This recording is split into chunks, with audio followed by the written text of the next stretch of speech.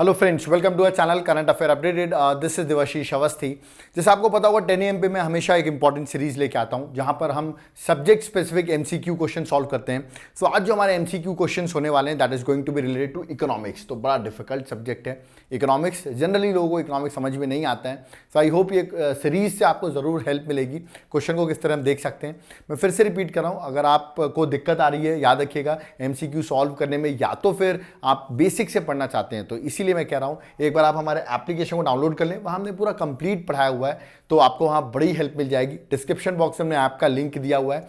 Android users को download कर सकते हैं। फॉर आईफोन यूजर्स भी हमने, आप डिस्क्रिप्शन बॉक्स चेक करिए किस तरह आप आईफोन में एप्लीकेशन देवाशीष क्लासेस को रन कर सकते हैं, उसका भी प्रोसीजर बताया हुआ है। और अगर आप लैपटॉप पे अगर एप्लीकेशन को रन करना चाहते हैं, उसका भी प्रोसीजर मैंने डिस्क्रिप्शन बॉक्स में मेंशन कर दिया है। तो एक बार प्लीज़ एक बार जाकर डिस्क्रिप्शन बॉक्स मेंशन जो मैंने किया हुआ है उसको जरूर विजिट करें। ओके, तो चलिए देखते हैं इकोनॉमिक्स से क्वेश्चंस। आज बड़े इंटरेस्टिंग क्वेश्चन है और बहुत हेल्पफुल होंगे आपके कमिंग एग्जाम्स में। ओके, तो देखते हैं सबसे पहला क्वेश्चन। देखिए पहला क्वेश्चन जो है, which of the following mode of privatisation is the most comprehensive and complete. तो प्राइवेटाइजेशन 4 डेफिनेशंस लिखी हुई है एक तरीके से। इनमें से सबसे बेस्ट प्राइवेटाइजेशन को कौन डिफाइन कर रहा है ये आपको बताना है।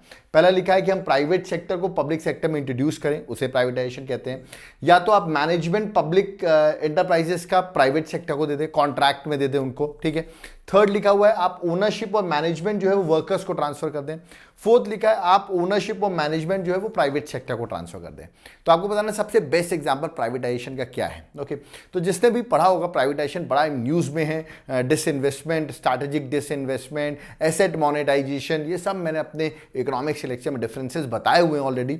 अब यहाँ पर लोग कंफ्यूज हो रहे हैं क्या आंसर होगा, तो आई थिंक ईजी क्वेश्चन है। आप ऑप्शन नंबर डी की ओर जा सकते हैं जहां पर ओनरशिप और मैनेजमेंट दोनों ही प्राइवेट सेक्टर को ट्रांसफर किया जाता है। रिमेंबर, सो बेस्ट जो इसमें करेक्ट आंसर होगा that is option number D. Okay, this is an easy question. I think मैंने इजी क्वेश्चन से इकोनॉमिक्स के स्टार्ट किया है, इसमें आप क्वेश्चन को रिलेट कर सके। ओके, सेकंड, ये भी बड़ा न्यूज में सेकंड क्वेश्चन जो मैंने लिखा है, which of the following is not, remember, is not an argument of protectionism. याद रखिएगा, सो इसमें से कौन सा प्रोटेक्शनिज्म का, याद रखिए क्या नहीं है, आर्ग्यूमेंट नहीं है। तो प्रोटेक्शनिज्म क्या होता है सबसे पहले ये पता होना चाहिए आपको, ठीक है। तो उसके आर्ग्यूमेंट नहीं ये पूछा है, तो अगर ये पता हो ये होता क्या तभी आप आंसर बता सकते हैं। बट ऑप्शन देख लेते हैं, इन्फेंट इंडस्ट्रीज को प्रोटेक्ट करना, इंपोर्ट को इंक्रीज करना, स्ट्रैटेजिक इंडस्ट्रीज को प्रोटेक्ट करना, बैलेंस ऑफ पेमेंट को इंप्रूव करना। कौन सा नहीं है ये पूछा गया है। प्रोटेक्शनिज्म का मतलब याद रखिएगा, इसका मतलब आप बेसिक पर्सपेक्टिव से ये समझ सकते हैं कि हम जो ट्रेड रहता है, रिमेंबर ये बात आपको याद रखना है कि हम अपने ही सेल्फ डिपेंडेंट बनना चाहते हैं। याद रखिएगा, हम बाहर से जो इंपोर्ट वगैरह है उसको रिड्यूस करना चाहते हैं। जॉब्स वगैरह जो भी चीजें हो, याद रखिएगा हमारे लोकल प्लेयर्स के लिए हो, ना कि अदर प्लेयर्स के लिए। वर्ल्ड ट्रेड ऑर्गेनाइजेशन क्या बोलती है कि ट्रेड हमारा फ्री ट्रेड होना चाहिए, बट नहीं, प्रोटेक्शनिज्म इसके अगेंस्ट है। याद रखिएगा, वो कहता है कि हम ट्रेड को इतना प्रमोट नहीं करेंगे, हम अपने इंटरनल इंडस्ट्रीज को, याद रखिएगा स्ट्रैटेजिक इंडस्ट्रीज को या इंडस्ट्रीज को, इसको ज्यादा बेटर करेंगे। ओके, तो ये बात करता है प्रोटेक्शनिज्म का। याद रखिए इंपोर्ट को रिड्यूस करने की बात करता है प्रोटेक्शनिज्म। ओके, तो इसका करेक्ट आंसर जो होगा that is option number B, क्योंकि टू इंक्रीज नहीं रिड्यूस करने की बात करता है प्रोटेक्शनिज्म। यूएस ने पॉलिसी फॉलो की थी, आपने सुना होगा ट्रंप के टाइम पर ये बातें चली थी प्रोटेक्शनिज्म की। ओके, कि अमेरिका फर्स्ट, पहले अमेरिका को डेवलप करेंगे, हम इतना फ्री ट्रेड को, इतनी फ्री चीजें प्रमोट नहीं करेंगे, इजीली कोई हमारे यहाँ नहीं आ सकता, हम पहले अमेरिका को डेवलप करेंगे। ये उस टाइम पे न्यूज में था। ओके, ऑफ कोर्स डब्ल्यूटीओ तो बिल्कुल इसके अगेंस्ट होगा, क्योंकि वर्ल्ड ट्रेड ऑर्गेनाइजेशन प्रमोट करता है फ्री ट्रेड और ये एक तरीके से ट्रेड को रोकने की बात करता है। आई होप आप समझ गए होंगे। करेक्ट आंसर जो है, जो इसमें से नहीं है आर्ग्यूमेंट, याद रखिए वो है increase the level of import. Import को रिड्यूस करता है ये, ना कि इंक्रीज करता है, मैंने यहां पर मेंशन कर रखा है। चलिए नेक्स्ट क्वेश्चन में आते हैं, थर्ड क्वेश्चन।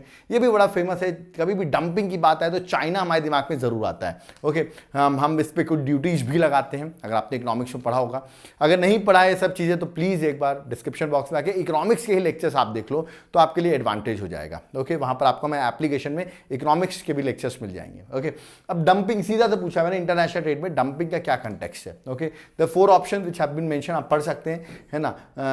बी है exporting goods of inferior quality, exporting goods only to re-import them at cheaper rates. Okay, exporting goods without paying appropriate taxes in the receiving country. First option exporting good at prices below the cost of production. Okay, तो dumping का मतलब क्या होता है, याद रखिएगा।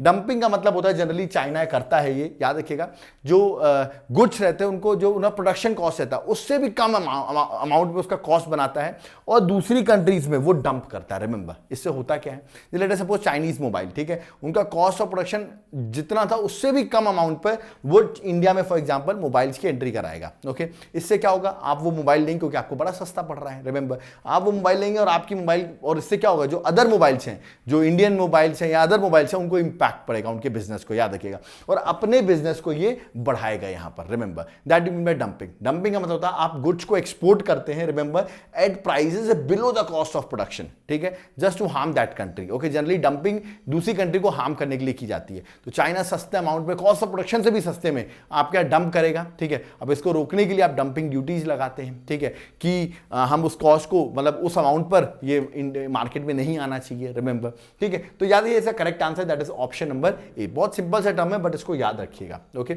चलिए question number 4 में आते हैं। मैंने बड़े प्रैक्टिकल क्वेश्चन आज उठाए हुए हैं। आईएमएफ जो है वो लोन किसको देता है? सबसे पहले तो आईएमएफ के आपको मुझे हेडक्वार्टर बताना है, ठीक है, और अभी आईएमएफ का हेड कौन है याद रखिएगा, वो भी आप मुझे कमेंट बॉक्स में मेंशन करिए। Who is the presently head of IMF, ये भी आप मुझे कमेंट बॉक्स में बताएंगे, और हेडक्वार्टर भी बताएंगे। मैंने पूछा आईएमएफ जो है अपना लोन किसको दे सकता है? ऑप्शंस दिए गए हैं, सॉवरेन, किसी भी सॉवरेन कंट्री को वर्ल्ड में, okay, sovereign country of the world and public sector companies को भी देख सकता है, अगर सॉवरेन गारंटी मतलब कंट्री को सपोर्ट कर रही है तो, एनी मेंबर ऑफ आईएमएफ या any member of the country of IMF and public sector.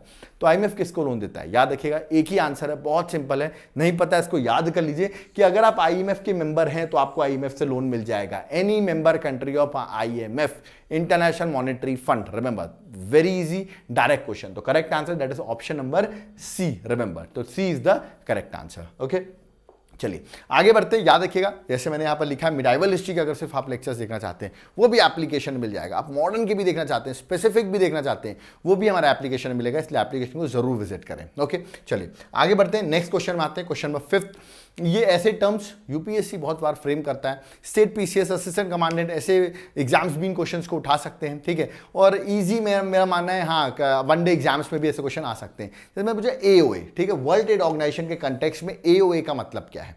बहुत सारे एग्रीमेंट होते हैं जो डब्ल्यूटीओ के अंदर साइन किए जाते हैं, जैसे ट्रिप्स हो गया, ट्रिम्स हो गया, ठीक है, मैं फुल फॉर्म बताऊं आपको, बहुत से एग्रीमेंट है, उनमें से ही एओए भी एक एग्रीमेंट होता है। तो आपको इसका फुल फॉर्म बताना है, article of association, agreement on agriculture, agreement on association या एडमिनिस्ट्रेशन ऑफ एग्रीकल्चर। तो देखिए बहुत ही रिलेटेड टर्म दे दिए मैंने सारे एओए, तो अगर आपको पता होगा तो बहुत आसान है, बट नहीं पता होगा तो कोई बात नहीं। इसका करेक्ट आंसर बी है, एग्रीमेंट ऑन एग्रीकल्चर। रिमेंबर, मैं आपको और भी बता देता हूं, डब्ल्यूटीओ में बहुत से एग्रीमेंट होते हैं, जैसे आपने सुना होगा ट्रेड रिलेटेड इन्वेस्टमेंट मेजर्स, ठीक है, ट्रेड रिलेटेड, फिर अगला है trade related intellectual property right, trips, ठीक है, एओए, एग्रीमेंट ऑन एग्रीकल्चर, ठीक है, gets, general agreement on trade and services, ऐसे करके बहुत सारे एग्रीमेंट होते हैं डब्ल्यूटीओ के अंदर साइन किए जाते हैं, वर्ल्ड ट्रेड ऑर्गेनाइजेशन के अंदर, ठीक है। तो याद रखिएगा, तो ऐसे मैंने पूछा एओए जो है डब्ल्यूटीओ में, उसका फुल फॉर्म क्या है? एग्रीमेंट ऑन एग्रीकल्चर, ये आपको याद रखना है। This is an easy question but still confuse हो जाते हैं लोग जब क्वेश्चन आता है सामने। क्वेश्चन नंबर 6 थोड़ा सा ट्रिकी क्वेश्चन है बट मेरा मानना बहुत ईजी है। आरबीआई ने सोचा है कि वो एक्सपेंशन पॉलिसी स्टार्ट करे, ओके, तो उसके लिए याद रखिएगा मॉनेटरी पॉलिसी के which of the following would it not do, ठीक है, इनमें से वो क्या चीज नहीं करेगी। ओके, सॉरी इसमें पूछा गया क्या वो चीज नहीं करेगी, क्या करेगी नहीं बोला है, क्या चीज नहीं करेगी। रिमेंबर, ठीक है, तो इसमें लिखा हुआ है कि एसएलआर को कट कर देगी, ठीक है, एमएसएफआर जो है मार्जिनल स्टैंडिंग फैसिलिटी रेट को इंक्रीज कर देगी, ठीक है, बैंक रेट और रेपो रेट को कट कर देगी। ओके, मैंने पूछा क्या नहीं करेगी, ये बताना है आपको, ठीक है, करेगी वो नहीं बताना है। तो याद रखिएगा एक्सपेंशन पॉलिसी का मतलब होता है, इसको नहीं पता, मार्केट में मनी सप्लाई इंक्रीज करना। याद रखिए मार्केट में पैसे की मात्रा बढ़ानी है, तो इसका लॉजिकल है कि रेट्स जो हैं उनको कट डाउन करना पड़ेगा, ठीक है। अगर रेट्स को कट करेंगे तो ऑफकोर्स लोन सस्ते अमाउंट में मिलेगा और लोग ज्यादा लोन लेंगे। मैंने ऑलरेडी सब पढ़ा रखा है, आरबीआई की जो याद रखिए क्वांटिटेटिव क्वालिटेटिव पॉलिसीज मैंने सब पढ़ा रखा है। रिमेंबर, ठीक है, तो याद रखिए रेट्स को, अगर आप चाहते हैं मार्केट में पैसा ज्यादा जाए तो आपको क्या करना पड़ेगा, रेट्स को कट करना पड़ेगा, ठीक है। तो इसने बोला एक्सपेंशन पॉलिसी मतलब मार्केट में पैसा ज्यादा जाए तो उसको रेट्स को क्या करना पड़ेगा, कट करना पड़ेगा। बट यहां पूछा है what it should not do, करेगा, ऑफ कोर्स पहला करेगा, कट करेगा एसएलआर को, कट दर बैंक रेट पर इसको भी कट करेगा, ये दोनों करेगा, मतलब 1 और 3 करेगा। क्या नहीं करेगा? इंक्रीज नहीं करेगा, याद रखिएगा। माइनस स्टैंडिंग कोई भी रेट याद रखिए इंक्रीज नहीं करेगा, आपको ये याद रखना है। तो सेकंड स्टेटमेंट है जो नहीं करेगा, तो करेक्ट आंसर है 2 ओनली, ठीक है। अगर मैं क्वेश्चन पूछता क्या चीज करेगा, रिमेंबर आरबीआई क्या चीज करेगा एक्सपेंशन पॉलिसी के लिए, तो 1 और 3 करेगा, मतलब सी होता करेक्ट आंसर। बट यहां पूछा नहीं करेगा तो आंसर है 2 ओनली, ओके। तो यहां पर आप समझ गए होंगे सी और बी कैसे हो सकता है। तो यहां पर देखिए मैंने अभी इसका आंसर सी लिख दिया, इसको आप बी कर लीजिए, रिमेंबर, क्योंकि मैंने क्या पूछा है, नहीं करेगा, ओके। करेगा अगर पूछा तो आरबीआई क्या चीज करेगा एक्सपेंशन पॉलिसी का, तो सी होता। अब इसका करेक्ट आंसर बी कर लीजिए, ओके। चलिए आगे बढ़ते हैं नेक्स्ट क्वेश्चन में 7th में। In India why are some nuclear reactors kept under IAEA safeguard. तो याद रखिएगा इंटरनेशनल एटॉमिक एनर्जी एजेंसी की बात करें तो उसके सेफगार्ड के अंदर कुछ याद रखिए न्यूक्लियर रिएक्टर्स को रखा जाता है इंडिया में, कुछ को रखा जाता है, कुछ को नहीं रखा जाता है। क्यों, ऐसा क्यों? तो बहुत लोग को नहीं पता होगा IAEA के बारे में। पहले तो मैं आपको बता दूं IAEA जो है याद रखिएगा 1957 में बॉडी बनी थी। कमेंट बॉक्स में बताइए इसका हेडक्वार्टर वियना में है कि जेनेवा में है, ये आपको मुझे कमेंट बॉक्स में बताना है IAEA का हेडक्वार्टर कहां पर है, ओके।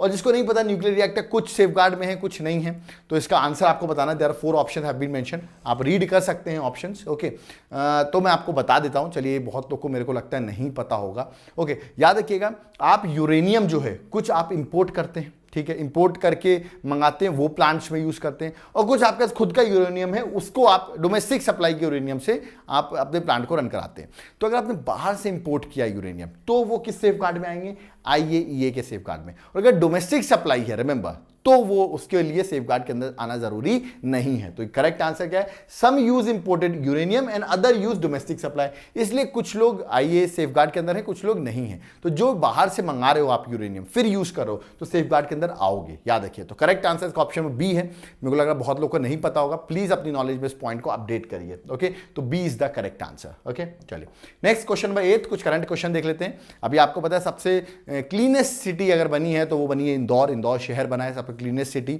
ओके।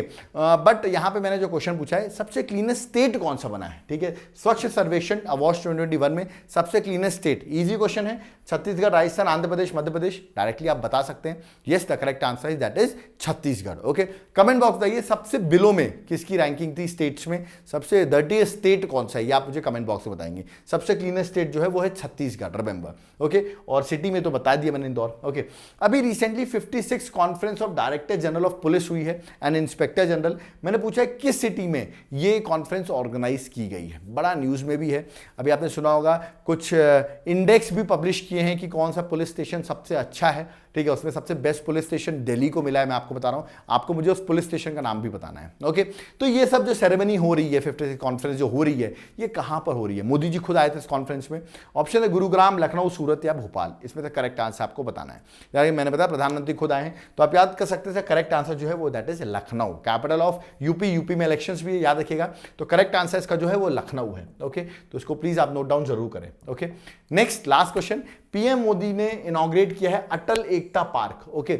अभी किस park place of the country, याद रखिएगा, मतलब इंडिया में अटल एकता पार्क बनने वाला है, ओके। अब ये देखिए करंट अभी न्यूज में आ गया है, तो पूछा गया कहां एस्टैब्लिश किया जा रहा है, ओके।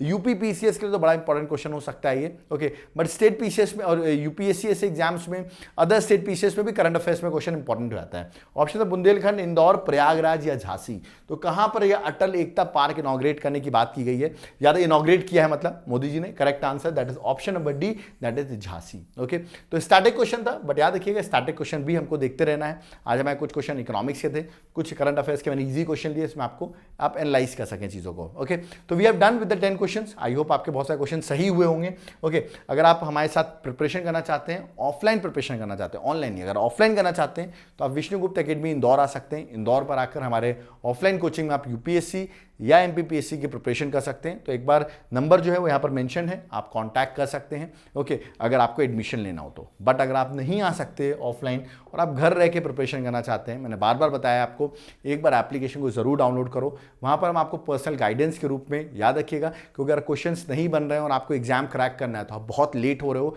बहुत कम टाइम बचा है। अगर आप सीरियस हो, अगर आप आप चाहते हो सर फर्स्ट अटेम्प्ट में क्रैक करना है या फर्स्ट अटेम्प्ट में नहीं हुआ है सेकंड में करना है, तो एक बार गाइडेंस जरूर लो, क्योंकि वरना आपको दिक्कत आएगी आपके फाइनल एग्जाम में जब आप बैठोगे, और बार बार एक एक साल बर्बाद करना वो आपके लिए बहुत लॉस मेकिंग होगा।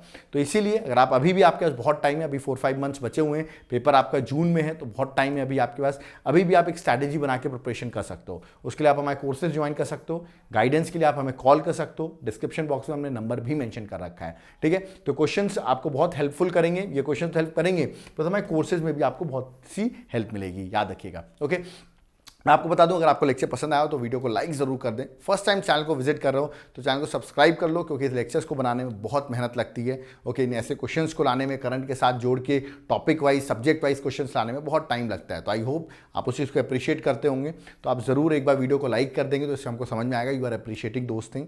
ओके, कोई डाउट क्वेरी है तो आप कमेंट बॉक्स में कमेंट भी कर सकते हैं। Thank you.